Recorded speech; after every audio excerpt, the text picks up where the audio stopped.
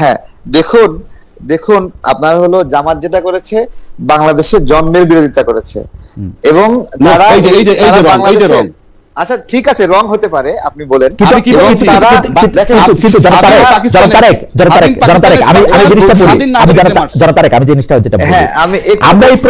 আমরা এই প্রসঙ্গটাতে কেন আসলাম আজকে তো জামাত ইসলামী কেউ আমাদের সঙ্গে নাই না ওই যে বিচার থেকে আসছে বিচার থেকে জামাতের আচ্ছা ঠিক আছে আসলেন জামাতের করা উচিত না ঠিক আছে আপনি তাহলে আপনার বক্তব্যটা শেষ করেন আমরাও একটা আওয়ামী লীগের বিচার না আমি বলছি দুটার একটা পার্থক্য আছে আওয়ামী লীগ নিজে ক্ষমতায় থাকার জন্য কিছু মানুষকে হত্যা করেছে কিন্তু জামাত তো এই দেশের ক্ষমতা এই দেশের মানুষের ক্ষমতা জনগণের ক্ষমতা পাকিস্তানের হাতে তুলে দেওয়ার জন্য লড়াই করছে দুটো তো পার্থক্য আছে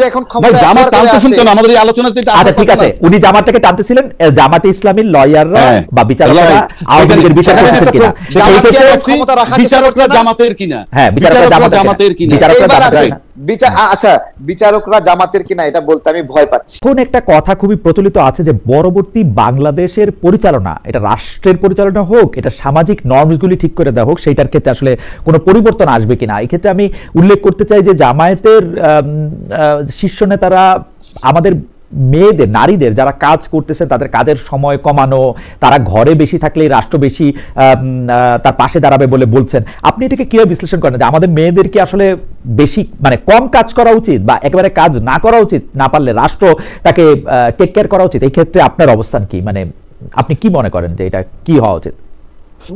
ধন্যবাদ খালেদ ভাই এর মধ্যে শেষ পার্ট আমি এই বিষয়টা আজকে এক জায়গায় আলাপ করেছি সেটা হলো এই যে আপনি নারীর 5 ঘন্টা ডিউটি কমাইয়ে দিবেন প্রশ্ন হলো ডিউটি কমাই দিয়ে কি আপনি পুরো বেতন দিবেন কিনা দিলে কোন বিধানে দিবেন আবার তারা কি তাদেরকে কমাবেন কেন তার ডিউটি কমাইতে হবে কেন এটা কি আপনার কোনো লোভনীয় কিছু আমার কথা সিম্পল আপনি এখন পরিষ্কার আপনার স্ট্যান্ড নিতে হবে জামাত সম্পর্কে এমনি মানুষের ধারণা আছে যে তারা ক্ষমতায় আসলে পরে নারীদের ড্রেস কোড পর্যন্ত পাল্টে যাবে তাদের চলাফেরার উপরে রেস্ট্রিকশন আসবে এই সমস্ত ধারণাগুলো কমপ্লিটলি আছে এবং সেটা তারা এখন পর্যন্ত রিমুভ করতে পারে নাই এবং তাদের সেটা পারতে হবে নাম্বার 1 নাম্বার 2 হচ্ছে খুব সহজ বাংলায় যদি বলি এত হাডুডু খেলা না এ শহীদুদ্দিন ঠ্যাং ভাঙ্গার ষড়যন্ত্র এই 5 ঘন্টা ডিউটি কমাই দিয়ে কি তাদেরকে ঘরে ঢুকানোর পদ্ধতি কিনা এটাও আমাদেরকে বিবেচনায় নিতে হবে এবং এটা যদি হয় আমি ডেফিনেটলি এটা সিরিয়াসলি অপোজ করি কারণ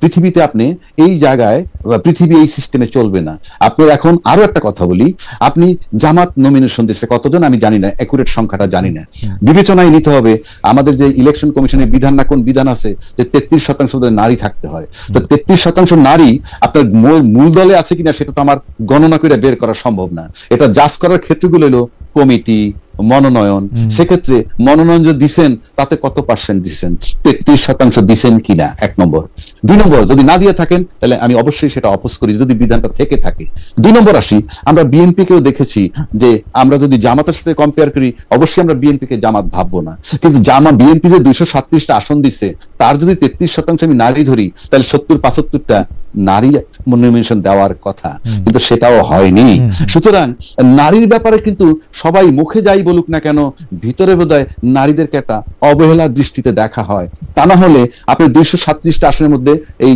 মাত্র 10টা না 11টা কেন আর জামাতেরটাও পরিষ্কার করতে হবে তাদের নারী আসন কতজন দিচ্ছেন এবং আমার কাছে মনে হয় না 33% দিচ্ছেন বিদায় আর এই যে 5 ঘন্টা তাদের ডিউটি কমাই দিবেন আমি কোনোভাবেই এটার সাথে একমত নই কারণ আমি কেন নারী পিছিয়ে রাখবো রাখার তো কোনো কারণ নাই এবং এটা উনি যদি সস্তা কিছু করে থাকেন সেটাও ভুল করছেন and if it is a fact সেটাও ভুল করছেন এবং আপনি যদি 5 ঘন্টা ডিউটি কমাই দিয়ে তারা টাকা পুরো দিবেন যদি থাকে সেটাও আপনার কিন্তু একটা বৈষম্যর ব্যাপার যেভাবেই যান কোনোভাবে এটা গ্রহণযোগ্য নয় আমি কি বুঝতে পারলাম অ্যাবসলিউটলি আমি একদম এই প্রসঙ্গে জনাব তারেক একটু কথা বলবেন জি আমরা একদম শেষ করব বলেন জনাব তারেক না আমি আসলে 13 তারিখের একটা বিষয়ে মতামত রাখতে চেয়েছিলাম সুযোগ পাইনি জি বলেন সুযোগ দেন বলেন জি প্রথমত আওয়ামী লীগের বিচারটা জামাত করুক এটা আমি কখনো চাই না আমি খুব করে পর্যবেক্ষণ করেছি যে এখানে আসামি পক্ষের আইনজীবী এবং রাষ্ট্রপক্ষের আইনজীবী এখানে জামাতের আধিক্য বা ব্যাপক রয়েছে।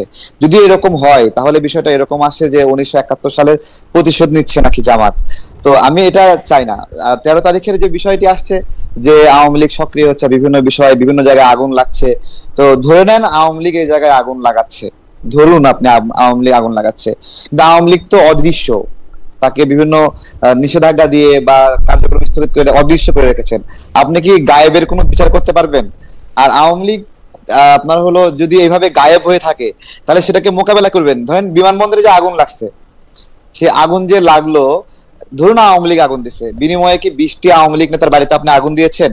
তো এই যে একটা রাজনৈতিক বোঝাপড়া, আমি মনে করি রাজনীতি একটা হলো সামাজিক চুক্তি, যে সামাজিক চুক্তির মধ্য দিয়ে যে পরাজিত হয় তার প্রতিও একটা আপনার হলো ব্যবস্থাপনা থাকে যে তার প্রতি কি আচরণ করা হবে। বাংলাদেশের রাজনৈতিক দলগুলো এত বুঝতে পেরেছি জনাব তারেক রহমান, আপনি ইয়েটা বুঝতে পেরেছি। আমি একটু জনাব রাজ্জাকি সাহেবের কাছে জানতে চাই, জনাব রাজ্জাকি সাহেব, জনাব তারেক রহমান যে অভিযোগটি করতেছেন সেই অভিযোগটির প্রেক্ষিতে আপনি কোনো মন্তব্য করবেন কিনা? যদি 1-2 লাইনে মন্তব্য করতেন যে উনি চান না যে আওয়ামী লীগের বিচার জামায়াত করুক, এটা নিয়ে আপনার কোনো মন্তব্য আছে কিনা? ট্রাইব্যুনালে অনেক জামায়াতের লোকজন, আপনি ব্যক্তি আপনি বলেন তো খালেদ ভাই, আওয়ামী লীগের বিচার কি জামাত করছে? আমি এই মন্তব্য করি নাই, এটা জনাব তারেক রহমান। আমি আপনার কাছে জানতে চাই। আমি তো তাজুল ইসলাম সাহেবকে চিনি, যিনি মানে এইটার প্রধান, তিনি তো এবি পার্টি করতেন। এবি পার্টি প্র্যাকটিক্যালি উনারা যেটা দাবি করেন সেটা হচ্ছে জামায়াতের এন্টিথিসিস অনেক জায়গা থেকে। আমি জানি না বাকি না, তাজুল ইসলাম তো ওই আপনার হলো যুদ্ধাপরাধী মামলার আসামি পক্ষের আইনজীবী ছিলেন, তিনি আবার রাষ্ট্রীয় পক্ষের আইনজীবী হয়ে গেলেন। এটা একটা আপনি কেসটা বুঝতে পারছেন। আমি একটু জনাব অ্যাডভোকেট রাজ্জাকির মন্তব্য আমি একটু শুনতে চাইতেছিলাম যে এটা আপনি উনার মন্তব্যের প্রেক্ষিতে জানতে চাইছি। আপনি কি আদালত বিচার করছে? আপনি আদালত বিচার করছে, জামাত বিচার করছে, এই কথাটা কেন আসলে? না সেইটা হয়তো তারেক সাহেব যেটা বুঝাতে পারতেছেন যে হ্যাঁ বিচারকরা জামাতপন্থী। আমি তো অ্যাবসলিউট টার্মে বলতেই পারবো না। তারেক সাহেব তো অ্যাবসলিউট টার্মে বললেন যে জামাত বিচার করতেছে। আমি সেটাই প্রশ্ন করতেছি, 3 জন বিচারক ফাইনালি কিন্তু কলমের খোঁচাটা দিবেন বিচারক, তারা কি জামাত? তারেক সাহেব, আপনি কি তারেক সাহেব এটাকে আপনি প্রশ্ন উত্তর দিবেন, তারা কি জামাত যারা বিচারক আছেন 3 জন ট্রাইব্যুনালে? আমি যে অবজারভেশন থেকে বলছি সেটা আইজিপি মামুনের আইনজীবী বলেন, তারা তো জামাতপন্থী, অন্তত বিভিন্ন বিষয়ে এখানে জামাতের আধিক্য এবং জামাতের ব্যাপক প্রভাব আছে। এবং আমার কাছে এই ফ্যাক্ট মনে হচ্ছে যে জামাত আওয়ামী লীগের বিচার করছে।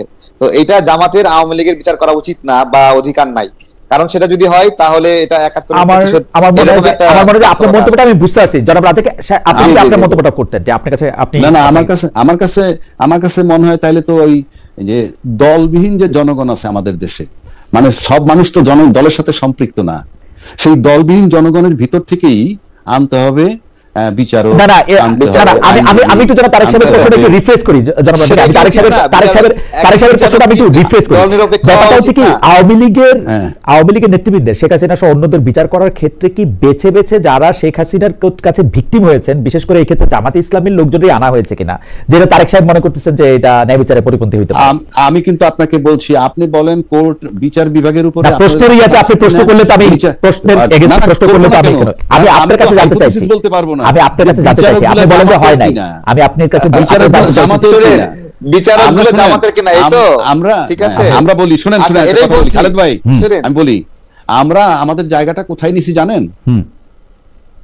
আমরা যারা মুক্তিযোদ্ধা ছিলাম 71 সালে, মানে আমি আমার রূপ করতে বলছি, যারা মুক্তিযোদ্ধা ছিলাম তাদের জন্ম কিন্তু সব পাকিস্তানে, এবং মুক্তিযুদ্ধের পক্ষের শক্তি যারা দীর্ঘদিন দেশ শাসন করার পর কিন্তু দেশ ছেড়ে চলে যেতে হয়েছে।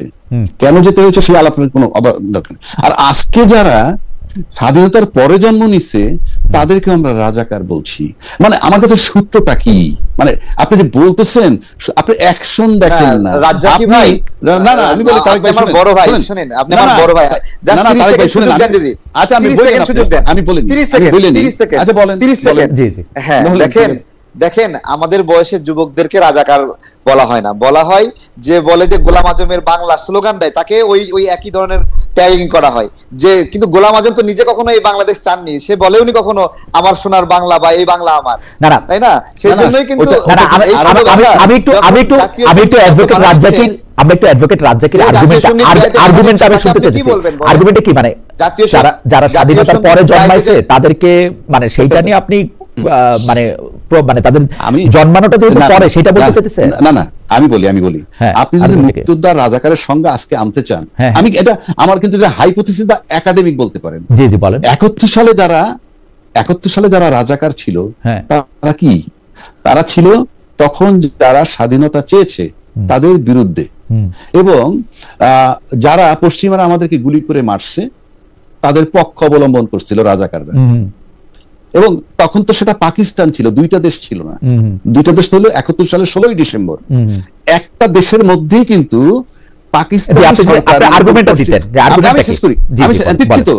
পাকিস্তান সরকার তখন যাদেরকে মারছে তারা কিন্তু পাকিস্তানের নাগরিকই হত্যা করছে, মানে স্বাধীন পাকিস্তানের নাগরিকই হত্যা করেছে, এবং সেই হত্যাকে যারা সমর্থন করেছে তারা হইল রাজাকার। আজকে যদি বাংলাদেশের 2024-এর ঘটনা আপনি আনেন, তাহলে এই সরকার বসে কিন্তু এই স্বাধীন দেশের স্বাধীন নাগরিককে হত্যা করেছে। এই স্বাধীন নাগরিককে হত্যা করার পরেও তখনকার মিডিয়ায় যারা যারা ওই সরকারকে সমর্থন করেছিল তাদেরকে অবশ্যই এই যুগের এই সময়ের রাজাকার বলতে হবে। আর তখন যারা ওই ফ্যাসিস্ট সরকারের বিরোধিতা করছে সে যদি রাজাকারের নাতিও হয়ে থাকে সে এই সময়ের মুক্তিযোদ্ধা। ওকে, মানে আপনি এইভাবে সংজ্ঞায়নটা করতে চান, তাই তো? আপনি কি জামায়াতে ইসলামী বাংলাদেশের রাজনৈতিক ইতিহাসে যে জামায়াতে ইসলামী ফ্যাক্টরটা আছে সেটাকে এইভাবেই ডিল করতে চান? নো, ওটাকে আমি এভাবে নিচ্ছি। আমি বলছি দুইটা স্বাধীন দেশেই সরকার স্বাধীন লোককে হত্যা করেছে। ওকে, দুইটা স্বাধীন দেশে সরকার স্বাধীন দেশের লোককে হত্যা করেছে। বাংলাদেশের সরকারও দেশের সাধারণ মানুষ এই দেশের লোককে হত্যা করেছে। ওকে, এবং তখন যে যারা এই হত্যার পক্ষপাতিত্ব করেছে সেটাকে আপনি কিভাবে নেবেন? আচ্ছা আচ্ছা, না সেটা আপনার সঙ্গে আমরা বুঝতে পেরেছি। জনাব তারেক, আপনি আমরা একদম শেষ পর্যায়ে আছি। আমি এই বিষয়ে একটু বলছি। জি, এই বিষয়ে একটু বলছি। জি জি।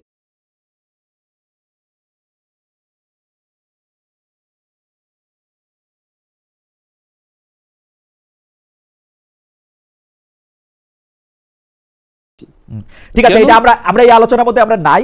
তবে আমি জনাব তারেক রহমান আপনার কাছ থেকে আশা করবো যে আপনি যখন যে বিষয়ে কথা বলবেন সেই বিষয়ে আপনার আসলে সম্যক একটা জায়গা থাকবে।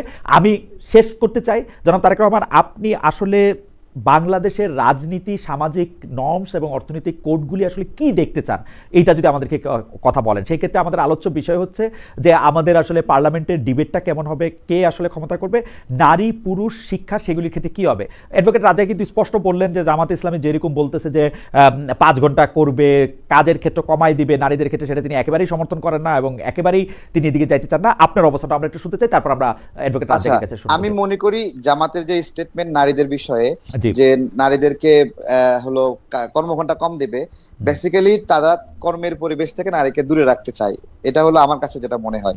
এবং তারা কিন্তু সেটা পরে আবার সাইন দিল ওইটা ভাবে যে নারীরা ঘরে কাজ করলে তাদেরকে সম্মানিত করা হবে। তো আমাদের এখানে নারীদের মূল সংকটের জায়গায় কিন্তু নারীদের ক্ষমতায়নের জায়গা থেকে যে তাদের অর্থনৈতিক সমস্যা, তারা ইনসিকিউর ফিল করে, যেটা একটা পশ্চিমা দেশে অথবা কল্যাণ রাষ্ট্রে একটা নারী তার অর্থনৈতিক নিরাপত্তা পায়, আমাদের এখানে অর্থনৈতিক নিরাপত্তা না পাওয়ার কারণে কিন্তু তারা দীর্ঘদিন ঘরে নির্যাতিত হওয়ার পরেও সেখানেই পড়ে থাকে এবং আঁকড়ে ধরার চেষ্টা করে। তার এখানে ছাড়া যাওয়ার কোনো উপায় নাই, সে তার বাবার বাড়িতে যেতে পারে না, কোথাও যেতে পারে না, তার কোনো পুরো দুনিয়া তার জন্য ব্ল্যাঙ্ক আউট হয়ে যায় যখন সে ডিভোর্সের সম্মুখীন পড়ে। সে জায়গা থেকে নারীদের অর্থনীতিটা যদি প্রসারিত না হয়, তাহলে একটা মানুষ হিসেবে যদি নারীকে নারী হিসেবে না দেখে একটা মানুষ হিসেবে দেখি, তাহলে তারও তো সেই জায়গায় বাঁচার জন্য একটা সুযোগ থাকা দরকার। কিন্তু একটা নারী যখন বিধবা হয়ে যায়, দেখবেন যে সে সমাজে সবচেয়ে অসহায় একটা জায়গায় পড়ে যায়। সে তাকে নিয়ে বিভিন্ন জন টানা হেঁচড়া করে, বিভিন্ন জন দয়া দাক্ষিণ্যে বাঁচতে হয়। নারীর জন্য এই অবস্থা আমি এটা কামনা করি না।